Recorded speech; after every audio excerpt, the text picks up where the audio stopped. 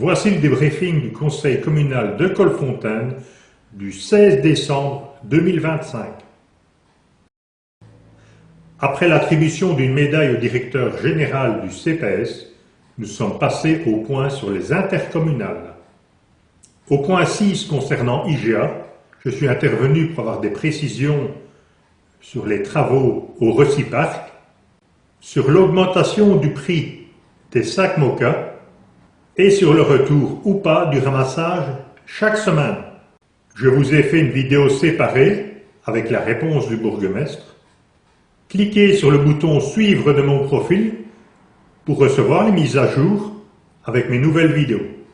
Au point 9, il était question du rachat du terri du 6 par la commune pour 1 euro symbolique. C'est en fait le terri qui se trouve le long du terrain de foot de Wam et en face du parc à conteneurs. Un accord de principe a été donné aussi pour qu'il fasse partie du projet Destination Terri 2, ce qui permettra d'avoir des subsides pour la rénovation des 250 marches et des équipements au-dessus du terri. Ensuite, plusieurs modifications de circulation ont été abordées. La première concerne la rue du Fief, où les cars pourront se garer à droite au lieu d'être au milieu de la route, ce qui permettra aux enfants de descendre du car en toute sécurité. La deuxième modification, c'est au croisement entre la rue de l'Église et la rue de la Tannerie. Là, il y aura des traçages au sol pour bien indiquer les places de stationnement ou pas. 2 points supplémentaires avaient été mis à l'ordre du jour. Le premier point avait été déposé par Olivier et concernait la suppression des feux d'artifice. J'ai soutenu ce projet-là, je l'avais déjà abordé en 2022, pour demander des feux d'artifice qui font moins de bruit.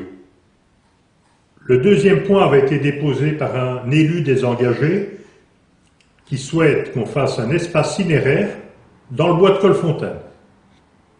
Pour ma part, je n'ai pas soutenu le projet. Ensuite, nous sommes passés aux questions d'actualité. Il y en avait 8, j'en avais 4. La première sur les réparations au pont à la route provinciale. Ma deuxième question concernait l'avenue Fénelon, où les travaux ont été prolongés de 80 jours. J'ai questionné le bourgmestre pour savoir si les travaux allaient être finis à l'avenue Fénelon avant de commencer ailleurs, sur l'ancienne voie du chemin de fer. Ma troisième question concernait le montant de la taxe déchets 2026. Les montants ne sont pas encore actuellement connus, mais dans certaines communes, l'augmentation est de 30 à 40%, ce qui est vraiment énorme. Ma quatrième question a été posée à huis clos. Le conseil s'est ensuite terminé. D'avance, je vous souhaite de bonnes fêtes de fin d'année et une très bonne année 2026.